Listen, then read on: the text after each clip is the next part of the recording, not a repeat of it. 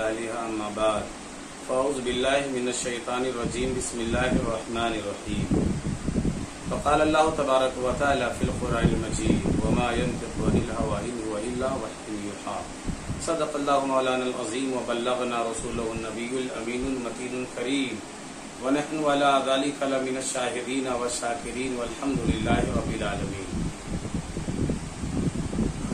قرآن مقدسہ کی میں نے جس آیت کریمہ کی تلاوت کیا ہے، نبی کریم صلی اللہ علیہ وسلم کی عظمت کا اعلان قرآن مقدسہ کی 6666 آیتیں اعلان کرتی ہے، اس میں سے میں نے ایک آیت کریمہ کی تلاوت کیا ہے۔ دیکھیں نبی کریم صلی اللہ علیہ وسلم کی لعاب پاک کا اعجاز کیا ہے۔ نبی کریم صلی اللہ تعالی علیہ وسلم جب تھوکتے تھے، ابو داؤد شریف کی حدیث ہے، صحابہ کرام رضوان اللہ تعالی علیہ مجمعین اس تھوک کو لوگ لیا کرتے تھے۔ اسی طرح بے شمار احادیث کریمہ ہیں۔ حضرت قتادہ رضی اللہ تعالیٰ عنہ صحابی رسول فرماتے ہیں، جنگ احد میں میں جنگ لڑنے کے لیے گیا، میری آنکھ میں تیر لگی اور تیر لگنے کی وجہ سے میری آنکھ نکل کر کے رخسار پر آ گئی۔ نبی کریم کی بارگاہ میں حاضر ہوا، عرض کیا یا رسول اللہ صلی اللہ علیہ وسلم، میں جنگ احد میں جنگ لڑنے کے لیے گیا تھا، یا رسول اللہ میری آنکھ میں تیر لگی ہے اور آنکھ نکل کر کے رخسار پر آ گئی ہے، سرکار کرم فرمائیے۔ نبی کریم صلی اللہ تعالی علیہ وسلم نے فرمایا کہ اے قتادہ، اگر صبر کر لوگے تو اللہ تعالیٰ اس کے بدلے میں تجھے جنت عطا فرمائے گا۔ حضرت قتادہ عرض کرتے یا رسول اللہ کرم کیجئے، فرماتے ہیں نبی کریم صلی اللہ تعالی علیہ وسلم نے مجھے قریب کیا اور اپنے لعاب مبارک کو اپنے ہاتھ میں رکھ کر کے اور میری آنکھ کو آنکھ کے حلقے میں رکھ کر کے سرکار نے اپنے ہاتھ سے لعاب مبارک کو لگا دیا۔ صحابی رسول کا عقیدہ دیکھیں، فرماتے ہیں کہ دوسری آنکھ سے زیادہ روشندار وہ آنکھ ہو گئی جس آنکھ میں رسول پاک کا لعاب لگ گیا۔ سبحان اللہ۔ اس طریقے کے بے شمار احادیث کریمہ صحاح ستہ میں موجود ہیں۔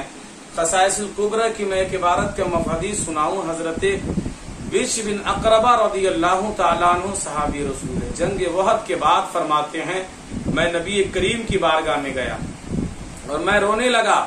سرکار نے فرمایا اے بشر بن اقربہ، رو کیوں رہے ہو؟ میں نے عرض کیا یا رسول اللہ، میرے والد جنگ احد میں شہید ہو گئے، اب میں یتیم ہو گیا ہوں، یا رسول اللہ اسی لیے رو رہا ہوں۔ نبی کریم صلی اللہ تعالی علیہ وسلم نے فرمایا کہ رو مت، کیا تجھے خوشی نہیں کہ تیرا باپ والی دو جہاں ہو اور تیری ماں عائشہ صدیقہ ہو؟ حضرت بشر بن اقربہ فرماتے ہیں کہ میں خوش ہو گیا۔ نبی کریم صلی اللہ تعالی علیہ وسلم نے مجھے قریب کیا اور میرے سر پہ اپنے دستے مبارک کو ڈال دیا۔ صحابی رسول کا عقیدہ دیکھیں، فرماتے ہیں کہ جتنے دور رسول کونین صلی اللہ تعالی علیہ وسلم کا دستے مبارک پر گیا، آخری عمر تک اتنے دور کے میرے بال سفید نہیں ہوئے۔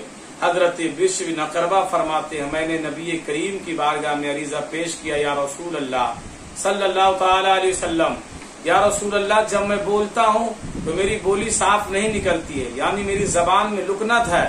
نبی کریم صلی اللہ تعالی علیہ وسلم نے اپنے منہ مبارک سے لعاب پاک کو نکالا اور حضرت بشر بن اقربہ کے منہ میں رکھ دیا۔ صحابی رسول فرماتے ہیں کہ میں اس کے بعد سے صاف بولی بولنے لگا۔ جس رسول کے لعاب پاک کا یہ اعجاز ہے تو اس رسول کے درجات کا عالم کیا ہوگا۔ وما علینا الا البلاغ وآخر دعوانا ان الحمد للہ رب العالمین۔ السلام علیکم۔